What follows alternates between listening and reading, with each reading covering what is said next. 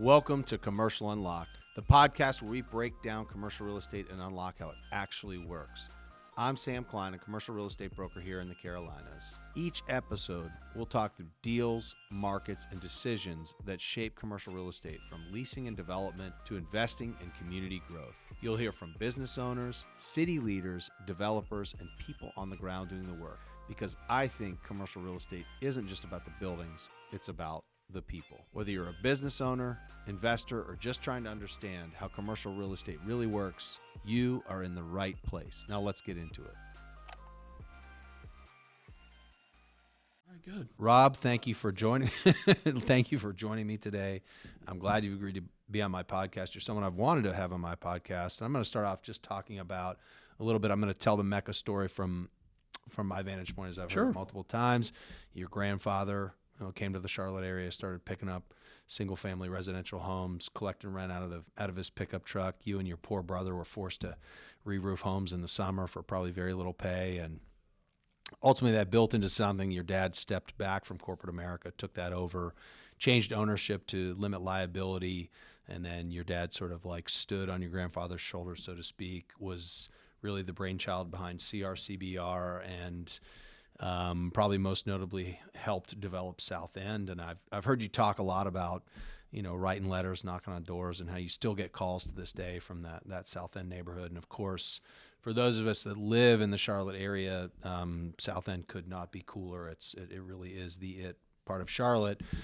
Obviously, your dad is hanging out a lot in Blowing Rock and has stepped down a bunch, and you have taken the reins as Mecca's president. I've been working with you since 2015 when I got my license. Haven't thought about hanging my license anywhere else. And so you're here today. We are not going to spend a lot of time talking about brokerage. We're going to talk about development. Sure. And I've been connected with you, I wouldn't say at the hip, but on some level through a couple of your projects, and really watched them unfold. My favorite by far is 100 North Main in Belmont, which you bought at some preposterously low cap rate based on its income. And I say we, I had a small role in that, but as a group, we were able to kind of re-tenant that and redevelop it during some of the due diligence period and fading into construction. And I'm quite certain that the value added and the price that it's worth now are just astronomical. So I wanted to have you on for that reason. We don't have to be specific to a project, but a lot of people, I think, have this idea that purchasing a commercial building is simple. And I want to talk about some of the pitfalls. I want to talk about some of the mistakes that are made. So take us through maybe, some of the opportunities that you've identified and how you've made sense of that with your years of experience and broker knowledge and construction knowledge. Sure. Well, I'll start by saying that I appreciate you think enough of me to have me come on this podcast.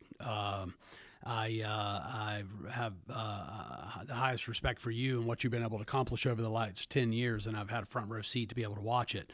For clarity's sake, before we talk about buildings and projects specific, I will tell you, as far as my story goes, my grandfather did start acquiring real estate in Charlotte in the 1950s, and he did so out of a need.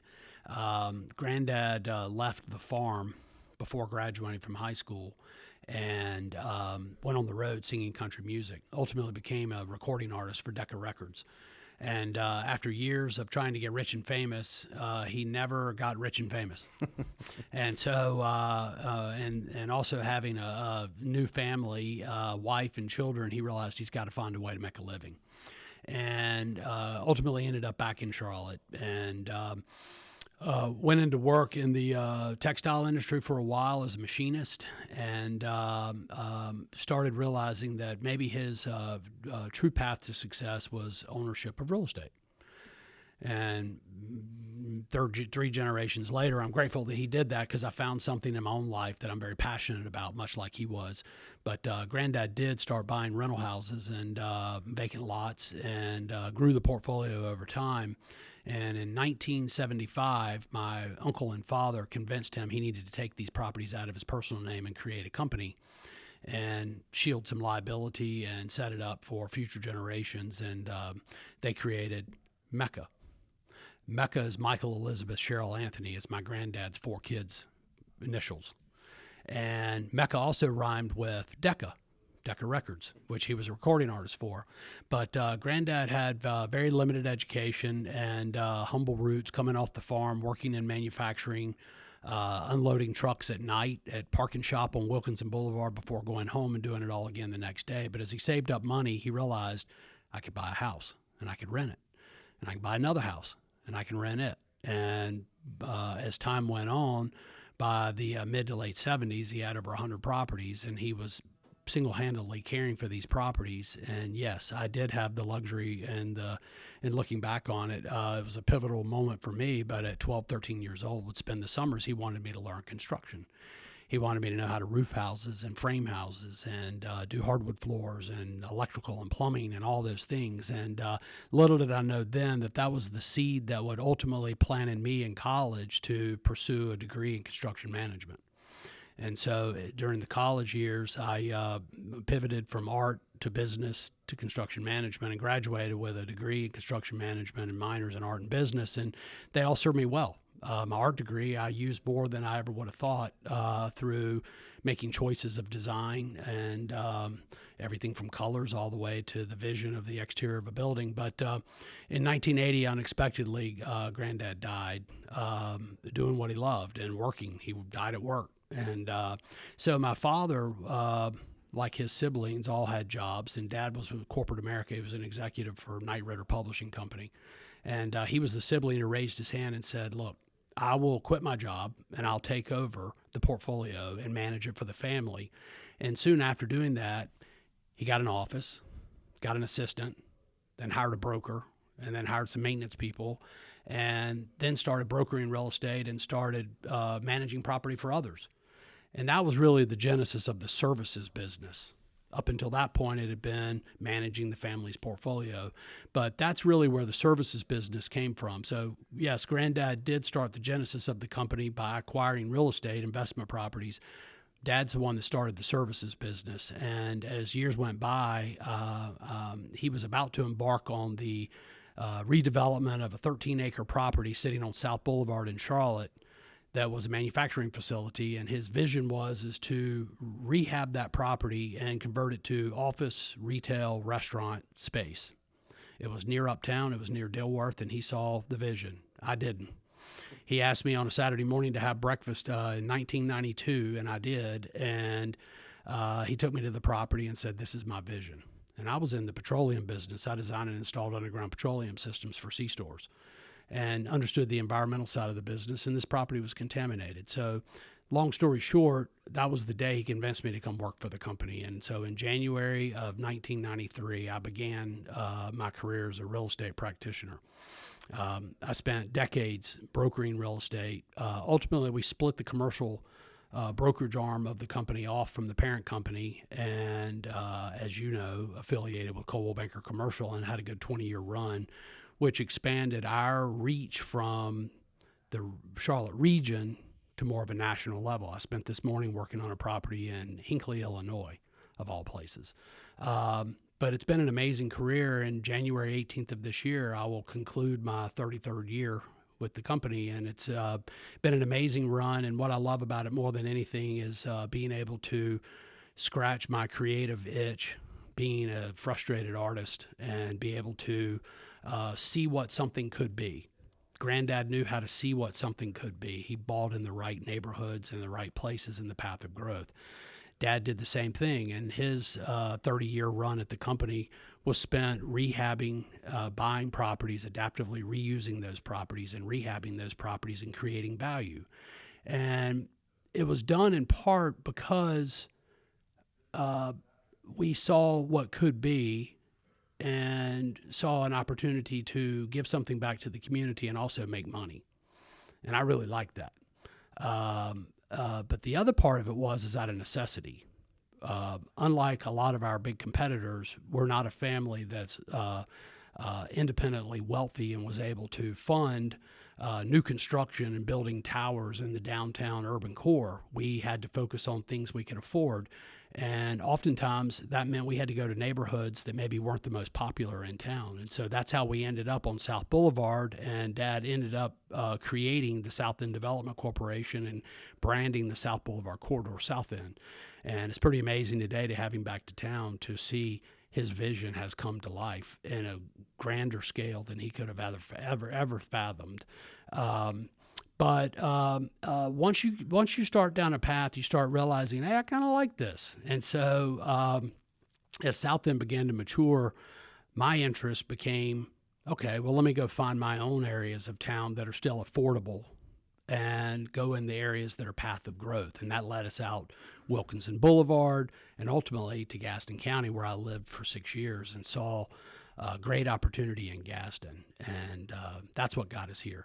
And so that's a little more explanation of to why we choose to rehab 2 million square feet of old mills over 30 years, and that's how we reached a place of buying buildings in areas that weren't that great, but appearances were it could become great. Dad used to have a saying. He said, I gave him a hard time one time. I said, Dad, you need to spend more time developing and less time doing community improvement. And he chuckled and said, what are you talking about? And I said, well, you seem to be greatly concerned about everything around the property, and we need more projects. And he laughed and he said, we can develop a great property in a bad neighborhood, or we can develop a great property in a neighborhood that's on the way up.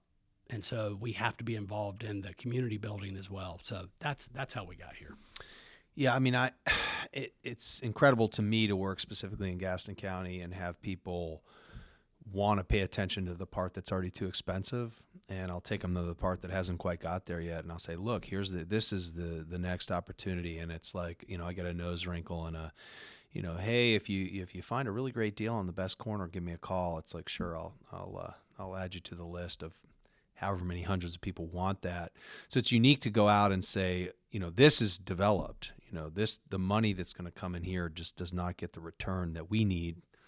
So where are we going to go next? So, what looks good versus what performs. And I think, you've been, you came to Belmont. Belmont has really exploded, especially since COVID. Sure.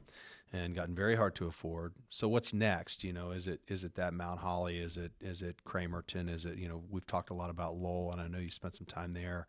So talk a little bit about like what looks good versus what actually is going to perform. Well, when you have experience watching growth and patterns of growth and why people make decisions, we used to have a saying that there's 3 types of investors. There is the risk oblivious, who tend to be the first investor into a blighted area of town, but they see the vision and what it could be. Often includes cool old buildings, housing stock that was well built back in the 20s, 30s, 40s. And these are creative types that come into an area and they're willing to take risk. They risk oblivious. The next group in that comes in behind them are the risk tolerant. They have seen what some of the risk oblivious were able to do, and they say, well, I could do this too. And they pay a little bit more of a premium, but they don't have quite the risk that first group did that entered into the area. And then the last group is the risk averse. They have no interest in taking risk. They want the final product. They want the neighborhood to already be there. I would say we teeter as a company somewhere between the risk oblivious and the risk tolerant. And again, we go into those areas. It's about creating value. It's about seeing what could be, taking the diamond in the rough and turning it into something special. And each time that's done, it brings in the next wave of investors who come in. And we've done a pretty good job over the years, over the last 50 years, of finding the next pocket of growth. And I think that, I know I'm very fortunate in that we have a whole company of people who seem to follow some of that same mentality. And so you ask, where's the next path of growth? I don't know. I could give you my opinions, but if you're not risk oblivious, then it's probably not worth discussing. So we have to size up each of our customers and understand, what's your goal? What's your objective? Is your objective just to have a facility to operate your business, or is it to put it somewhere where it's going to grow around you and you're also going to create value by being the first one in or the second one in. So, I think we also, because we've walked the walk, we have the ability to talk to our investors and our clients in a way that they get it. They've seen us in action, and we're practicing what we preach. And so it's about what the client wants. Yeah, I think one of the things I love is when you're starting on a project, a lot of times you'll call me or you'll talk to me and be like, "Hey, what's missing?" And to me, it's amazing. It's almost like I use the term a slap in the face. It's like, how many times do I get a call from someone who's looking for small bay flex space Sure. that I don't have any of, and so I'm able to, regurgitate that to you like, "Hey, I know you're building some bigger pieces, but if you cut off some small pieces, I could lease them in." And of course, you're thinking about investing money and getting a return on it and what the delay is. So that's been fun. But let's skip ahead. Let's talk, let's come from 30,000 feet down to, ground level. We hit a building. What are some pitfalls? I mean, roof, HVAC, some of the things that you start to pay attention to first that can really like trip someone up when they're trying to invest in a property. Well, I mean, I think the first question is, there's the analysis of the real estate itself. Is it contaminated? Is the building structurally unfit, or is it sound building? And then if you can get past the first few questions, then the question comes, is there a market for something? I mean, this building could be 5 different things. What's the highest and best use? What does the market want? What is the market short of? It's supply and demand. And so we then answer those questions. Sometimes we go about it a different way. We already know there's a lack of supply for industrial flex space in an area, and there's a lot of demand for it. So, all right, well, let's go find the right property and let's deliver that product. You mentioned 100 North Main in Belmont earlier. There was a case where it was a 16,000 square foot building that was a former textile mill headquarters, and it was filled with one office users, almost like a key man type building, and it was in poor repair. It didn't look good, and the rents were a fraction of what we thought we could achieve in rents if we fixed the building up. And so buyers tended to look at that property when it was brought to market as a very low return on investment, but they kept looking at the current income stream and not the future income stream. So at that point, it became a mathematical equation. We knew it was in a great location. We knew it was a solid building, but it had pitfalls. It needed a new roof. It needed new HVAC systems. It needed cosmetic interior improvements. It needed a lot of things, but a lot of it was what we call lipstick and rouge, things that could be done with paint, some rearranging some walls. But the math and the underwriting we did, we backed into it and said, okay, well, the building at this price is generating about a 5 or 6% return to a potential buyer. Well, that's not going to work. So we began to run math and bring in contractors and architects. And what if we did this? What if we did this? And what if we got rid of the 20 some odd tenants and pared it down to 8 tenants? And what kind of rents could we achieve? And so a lot of investors looked at it and walked away because of the low yield on existing income stream. We looked at it and said, this income stream's a third of what it could be. Yeah. So the question then becomes, what's it going to cost us to buy it? What's it going to cost us to rehab it? And then what kind of rents can we achieve? And so we took some risk.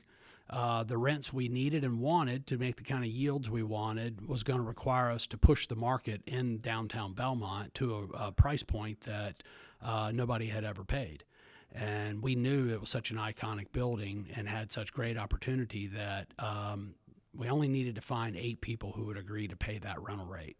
And once we started on construction, leasing the building was not that difficult. We realized there were a lot of people that would pay the price to be in that location. And so fortunately for us, we did do the rehab. We jockeyed a few tenants around we kept, and we were able to backfill the rest of the building. And that was about 5 or 6 years ago. And so the real benefit to myself and my investor partner is that we're yielding double-digit returns on a building that everybody said was way overpriced, and we paid full price. Absolutely. No, I remember that well. And I think not only did you find the 8 people, we had a waiting list by the time we were done. Sure. And I think you probably heard from me and Eric and everyone else in our firm that's like, we have a list as long as our arm of people that want to be in Belmont and no place to put them. So you did a great job of creating that. It's also about having the nicest building in a great market, but not being so nice that you price yourself out of the market. And we're in the position right now where we are beginning to go through the lease expiration of some of those first generation tenants who came into the building. And my partner said to me over the weekend, I'm really nervous about this. We have to find new tenants because some of these are relocating or moving to other areas. And I said, no, you're looking at this as a liability. I'm looking at it as an opportunity to further increase rents and further enhance our yield on our investment. The market has only come up Right since that point. Let's delve into zoning, which can be a real spirit breaker. Talk to me a little bit about some of the challenges you've encountered. Talk to me about what sometimes change of use can do to a building as a cautionary tale, with traffic studies and various other improvements and challenges. Well, each municipality lays out the rules required to rezone a property or entitle a property. So we talked about identifying properties that are candidates for makeovers. We've repositioned them in the marketplace. And sometimes when you find a great diamond in the rough in a wonderful market, the highest and best use is not consistent with the zoning that's currently on the property. And so you have to go through the process of, okay, is this truly what we want to convert the use of this building to? And if so, what is it going to take? And so it starts with architects who understand zoning code, who understand building code.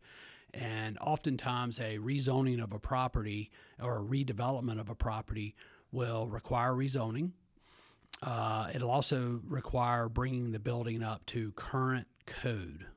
And so it's really a kind of a double-edged sword. I need the entitlements, but when I get the entitlements, now I'm going to have to improve the building to bring it up to current code for that use. And so it's a balancing act. But zoning's a deal breaker for a lot of folks. There are opportunities along the way. I've purchased buildings and redeveloped buildings over the years where many tried before me and for one reason or another got disgruntled along the way and dropped it and moved on to something else. And I often like being in that position. I like being the third one in because I am not as concerned about the rezoning process. And so I just went through a rezoning last year, and it took me twice as long to rezone the property as I wanted, and it took a lot of politics, but ultimately we prevailed. Sometimes things worth having are worth fighting for, and so there's a plan that needs to be put into place, and it doesn't need to be done with somebody guiding you or helping you to rezone a property that doesn't understand the local politics, the local process. And so surrounding myself with very smart people who understand that, and then going at it from a approach of meeting with politicians, meeting with surrounding property owners, and getting their buy-in. People like to feel like they're part of the process as opposed to being subject to it. And so when we consider rezoning a property, we make it a point to meet with the local politicians, the local planning staff, and adjoining neighbors. Because if we can get to them early and make them feel like they had a say in this process, then it's likely to go much more in favor than it is to be denied. But even then, sometimes the communities, especially when you get into a community like Gaston County where growth's happening very rapidly, I had a conversation at lunch today. The old timers that are here, they're scared. Their community's changing. And they don't necessarily see it positive change, even though the greater market sees it as positive change. It's changing. And so alleviating their concerns is huge. But yeah, rezoning properties is becoming more and more, and municipalities are putting higher restrictions on properties. And so it's, and then there's the cost. Maybe we win the rezoning, but we need to know that we can bring the building up to current building code if we are successful in our rezoning. And so it's kind of a balancing act. We need to spend some time with the contractors and architects, and we need to spend some time with the politicians, and these two things need to be going concurrent with each other. So the last thing we want to do is rezone a building, buy the building, and then find out we can't afford to rehab the building. Yeah, I mean, maybe it sounds super simple, but I think when it comes to that process, you just kind of have to be tough because you'll get told no or you'll get Sure. slowed down. And to your point, a lot of people are like, I can't stick with this. It's Right. maybe fits that 5 feet from gold scenario where you just gotta kind of keep pecking. Well, they're a risk adverse buyer investor. Yeah, So that's they true. would rather pay a premium and just walk in and have it all done. And again, we teeter somewhere between risk oblivious and risk tolerant. So my tolerance for calculated risk is pretty high, and but I always have a plan B strategy, and I tend not to commit to make the ultimate purchase until I have my entitlements in place and I have my budgets vetted. Okay, so let's do some like bullet point takeaways. We're thinking of investing. We're looking at a property. Talk to me. Just start from the beginning. Neighborhood, GC, zoning, overall concept. Give me the lightning round on all of this. As often happens, brokers like you within our firm bring and plop down on my desk the amazing opportunity that I must consider. And so my first question of the broker is this: what are we going to do with it if we buy it? Well, we believe highest and best use is this because supply is low and demand is high. Okay, great. All right, well, let's go down that road. Let's go to the building. Let's walk around the building. There are telltale signs that there may be some structural problems with the building or remnant environmental concerns that we should have. Oil stains in the parking lot or tank vent pipes sticking out of the back of the parking lot. We want to vet through the low-hanging fruit. And then if we decide to move forward, then we start talking about, all right, well, let's run a quick, I call it napkin math valuation.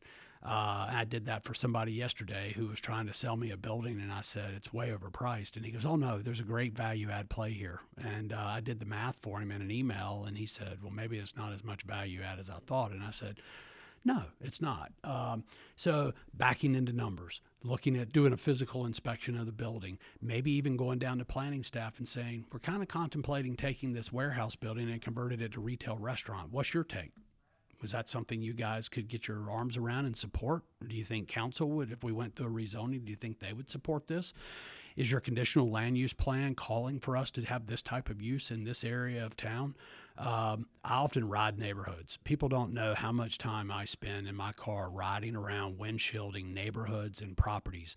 I look at what are other businesses in the area? What are other buildings being used as in the area?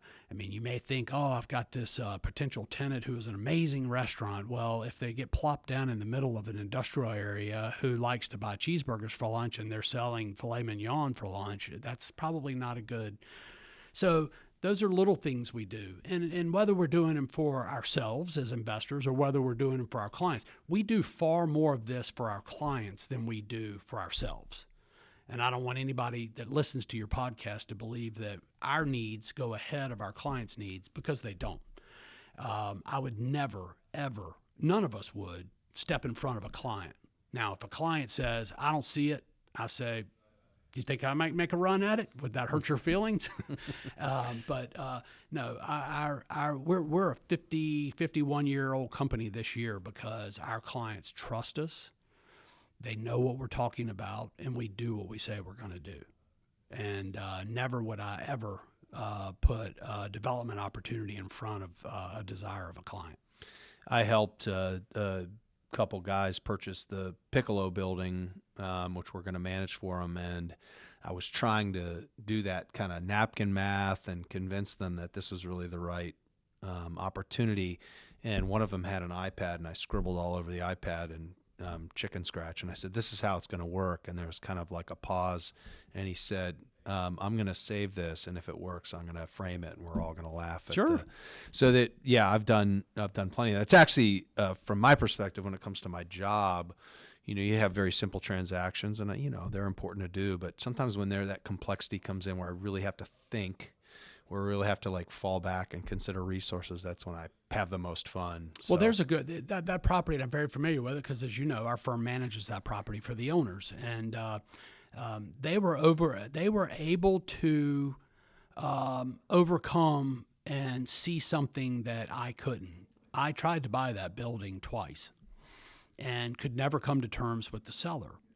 Your client was able to overcome my biggest challenges and was able to successfully navigate the purchase of the property where I failed.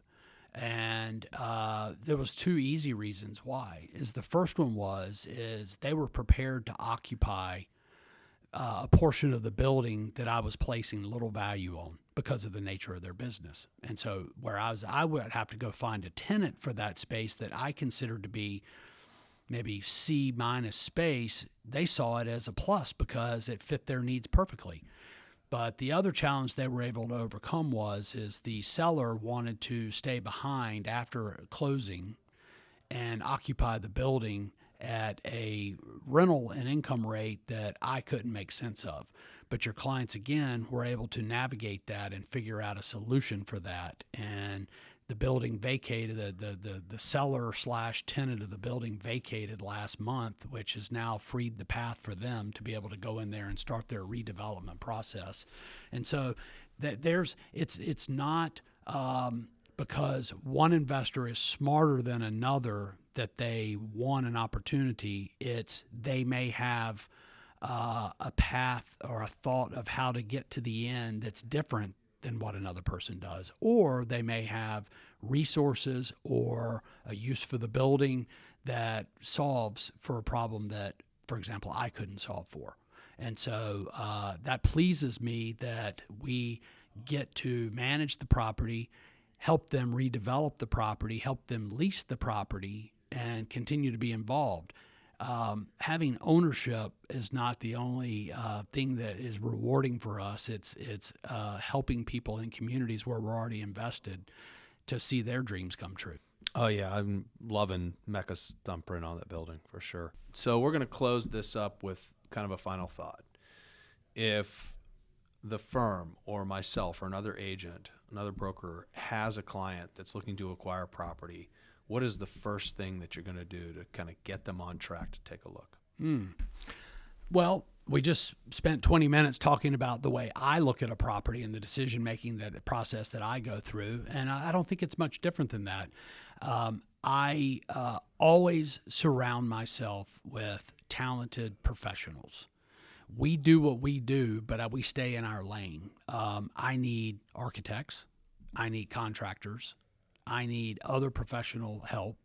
I need lenders who I can have early conversation with to find out what they're going to require of me. And so I think that it starts with doing what I said earlier, the napkin math. Does this work? If we buy it for this and we estimate the construction is this, does that pencil? And I would call my bank and I'd say, here's what we're considering. What would the terms look like for a loan?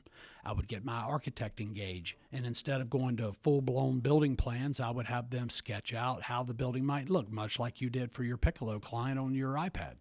And then I would have a contractor walk through the building with us, point out areas of concern they have, talk about general construction cost for interior and exterior improvements.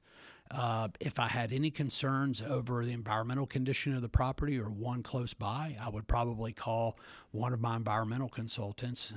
We have several at the firm we use, and have them take a quick look at it. They have resources to be able to look quickly and say, red flag here. But once I kind of went through all those processes, then it start engaging, spending a few dollars with my professional consultants, have them go through the process of doing some preliminary designs, getting some more refined construction cost, and then build a construction budget or a project budget for it. And then now I'm kind of at a number where I feel is pretty good. It's checks and balances. But the number one thing I would suggest is this.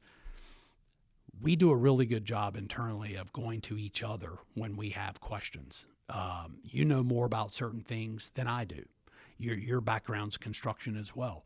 So I may pick up the phone and call Sam. I may call another practitioner within our firm and say, you've got more experience in this area. Come talk to us about what your thoughts are. So internally work our internal resources, then start looking for some external resources like architect, contractor, lender.